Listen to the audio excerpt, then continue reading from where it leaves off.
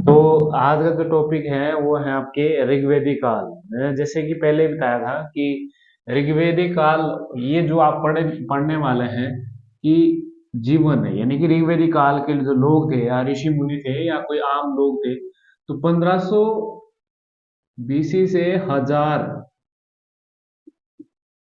BC के बीच में उनका राजनीतिक जीवन, सामाजिक जीवन, आर्थिक जीवन, धार्मिक जीवन।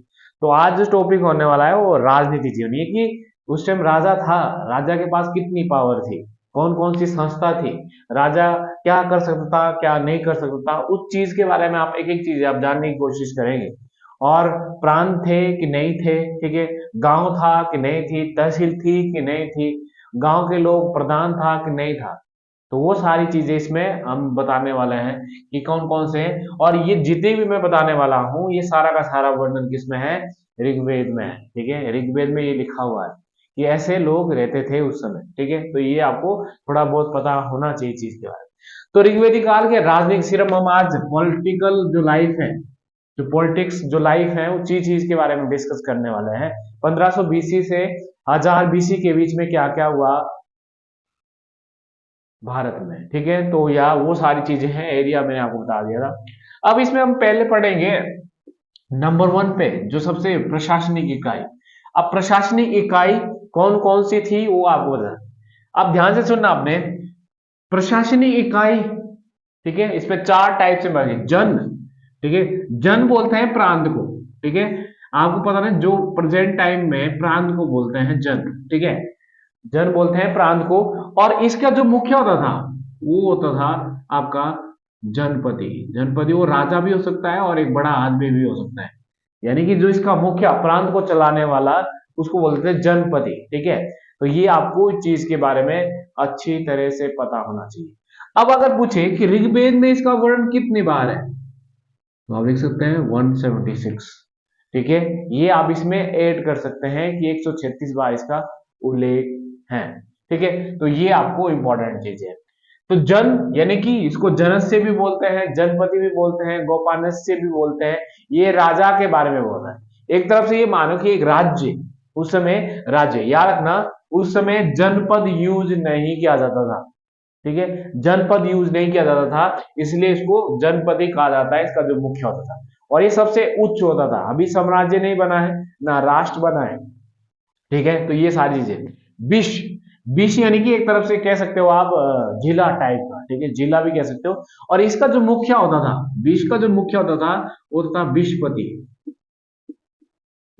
ठीक है, इसका जो मुख्य होता था वो था विशपति। ठीक है, तो ये भी आपको थोड़ा बहुत पता होना चाहिए इन चीज के बारे में। ठीक है, विशपति यानी एक प्रकार का जो आपका अ, अ, जिला, एक तरफ से कह सकते हो जिला जिसको आप बोलते हो, उसको कहा जाता है विशपति। तो इसका मुख्य क्या हो गया, विशपति। ठीक है, उसके बाद इससे नीचे गांव को बोलते थे। गांव का जो मुख्य होता था उसे कहा जाता है ग्रामीणी। ठीक है, जो गांव का मुखिया होता था जिसको आप प्रधान बोल सकते हो आज के टाइम में, वो बोलते थे ग्रामीणी। ठीक है, इसका मुखिया जो। अब सबसे जो छोटी, ये सबसे छोटी इकाई थी भाई उस समय, सबसे छोटी इकाई। ठीक है, सबसे छोटी इकाई क्या थी, वो थी कुल, परिवार की सबसे छोटी इकाई। और परिवार में मुखिया देखो, जैसे उस समय पितृ स्थात्मक था। ठीक है, मातृ तालव्य समास था। तो जो पितृ स्थात्मक जो मुखिया होता था घर का, वो एक पुरुष होता था और उसे कहा जाता था कुलपा।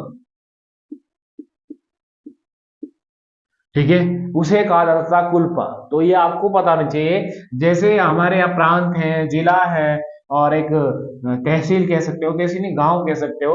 और कुल गांव का जो मुखिया होता है या परिवार का जो मुखिया होता है उसको कहा जाता है कुलपान, यानी कि गांव का जो बड़ा होता है। ठीक है, तो ये समय किस समय है, 1500 बीसी से 1000 बीसी के समय। ये वर्णन किस में मिलता है, ऋग्वेदिक काल में। ठीक है, ऋग्वेदिक काल में ये सारी चीजें वर्णन मिलती हैं कि ये चीजें करते थे। तो ये आपका प्रशासनिक इकाई थी कि प्रशासन कैसे चलता था, प्रांत से लेकर आपके गांव या परिवार तक। ठीक है, उसके बाद है जी राजा के बारे में हम पढ़ने वाले हैं। थोड़ा राजा के बारे में आपको पता होना चाहिए कि राजा के पास क्या पावर थी क्या नहीं थी। ठीक है, तो राजा को जनपति भी बोलता था, जो मैंने बोला है आपको। ठीक है, जनपति बोलते हैं। और इस पद का जो वर्णन है, ठीक है, इस पद का जो वर्णन है अनुवांशिक, जो इसमें मतलब कि राजा के बाद उसका बेटा बनेगा, ठीक है, ये कह सकते हो आप। आनुवंशिक का मतलब होता है कि उसका पुत्र, देखिए पद तो वही रहेगा जो उसका बेटा होगा, ऐसा नहीं कि वंशानुगत भी कह सकते हो आप। तो राजा उस समय ये होता था। अब राजा के क्या दो कार्य थे, ठीक है, राजा के दो कार्य थे, एक युद्ध करना और एक प्रजा की रक्षा करना, दो कार्य। और ये कोई बहुत बड़ा राजा नहीं होता था, क्योंकि महाराजा धीराज फलाना फलाना ये सारी चीजें, इतना बड़ा राजा नहीं होता था ये। तो ये एक चीज के बारे में आपको पता होना चाहिए थोड़ा बहुत, ठीक है। अब इसके दो कार्य थे, हाँ, और याद रखना, इसका भूमि पर कोई अधिकार नहीं होता था, ये भूस्वामी नहीं होता था, भूमि पर अधिकार नहीं था, यानी कि ये जबरदस्ती किसी से टैक्स नहीं ले सकता था। और वो चाहे जो प्रजा थी वो चाहे क्यों दे सकती थी अपनी इच्छा से, जिसको बोलते बलि कर, स्वेच्छा से देना, ठीक है। तो इसका मतलब है इसका पद उतना बड़ा नहीं है, ठीक है, ये उतना बड़ा नहीं है, राजा के पास इतनी पावर नहीं है, इसके बीच में याद रखना अभी साम्राज्य नहीं आया है, ठीक है। उसके बाद तीसरा जो आपने इंपॉर्टेंट पॉइंट याद रखना है, तीसरा जो इंपॉर्टेंट पॉइंट है वो है प्रशासनिक संस्था, ठीक है। प्रशासनिक संस्था में आप चार चीजें पढ़ेंगे।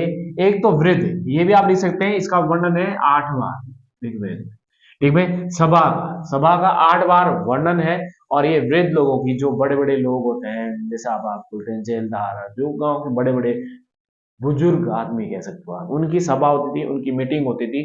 और समिति, जो समिति है, इसका जो उल्लेख है वो है 9 बार ऋग्वेद में, इसका जो वर्णन है उसका है वो 9 बार। तो ये भी आपको पता होना चाहिए, ठीक है। तो इसका वर्णन कितने बार है समिति का, तो ये आम जनता की संस्था होती थी, नॉर्मल लोग जो आते हैं आम जनता बोल सकते हो आप। हाँ, और ये ही डिसाइड करती थी राजा को, ठीक है, याद रखना, ये ही डिसाइड करती कि राजा चुना जाएगा सभा और समिति के द्वारा। इसलिए उसे अथर्ववेद में प्रजापति की दो पुत्रियां भी कहा है, ठीक है, ये आपको वर्णन अथर्ववेद में मिला है।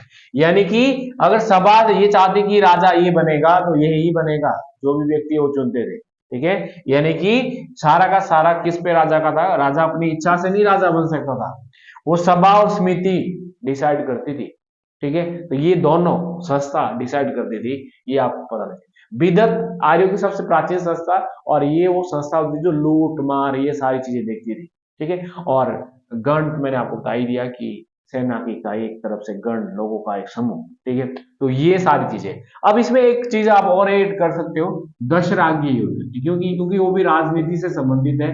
दशरागी युद्ध वैसे मैंने पहले भी आपको बताया है, दशरागी युद्ध, ठीक है। और इसके बारे में आपको पता होगा कि ये दो के बीच में लड़ा गया है, वशिष्ठ, ठीक है, और विश्वामित्र, ठीक है।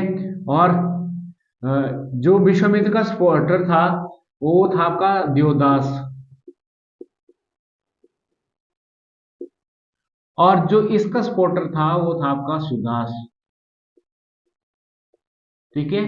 इसके विरुद्ध ये 10, इसमें 10 आर्य थे, और इसके साथ 5 आर्य थे और 5 अनार्य थे। ये इकट्ठे होकर सुदास के विरुद्ध लड़े हैं, और जिसको कहा जाता है दशरागी युद्ध, ठीक है, दशरागी युद्ध। और ये अगर आप चुप किस नदी के किनारे लड़ा गया है, परुषणी, ये मैंने पहले बताया, परुषणी जिसको आज आप क्या बोलते हो, राबी बोलते हो, ठीक है, ये आपको पता होना चाहिए। फिर दशरागी युद्ध जो है, इसका वर्णन किस ऋग्वेद में किस मंडल में है, ये भी पूछा जाता है कि किस मंडल में दशरागी युद्ध का वर्णन है, तो वो है 7वां मंडल। टोटल 10 मंडल है, 7वें मंडल में दशराग्य युद्ध का वर्णन है, ठीक है, राजनीति जीवन के बारे में बता रहा हूं, ठीक है। आज याद रखें, अगर आपसे पूछे कि इनमें से जीता कौन गया था, जीत कौन गया था इस युद्ध में, तो वो जीता था सुदास, ठीक है, सुदास इसमें जीत गया था। तो वो सारी चीजें हैं जो आपको इस चीज के बारे में पता होनी चाहिए। तो ये जो छोटी मोटी चीजें हैं, जैसे इसके पद के बारे में, ये राजनीतिक जीवन के बारे में था इंपॉर्टेंट, ठीक है। ये राज आपने इसमें ये पढ़ा कि कौन कौन सी प्रशासनिक इकाई थी, कौन कौन सी प्रशासनिक संस्था थी, कौन कौन से राजा की क्या पावर थी, दशरागी किसके बीच में, क्योंकि राजनीति से संबंधित ये सारा का सारा टॉपिक है। ठीक है, तो इस चीज के बारे में आपको ऋग्वैदिक काल में राजनीति जीवन कैसा था, 1500 से 1000 में राजा की क्या पावर थी, आम जनता जबरदस्ती लेता था कि नहीं लेता था, ये सारी चीजें कर जो होते हैं। ठीक है, प्रशासनिक यानी कि सभा और समिति का क्या कंट्रोल था राजा के ऊपर, वो चीजें मैंने आपको बताई। और जो युद्ध लड़ा गया था वो कौन जीता कौन हारा किस मंडल में वर्णन है। ठीक है, तो आज के लिए आपके लिए इतना ही। ठीक है, तो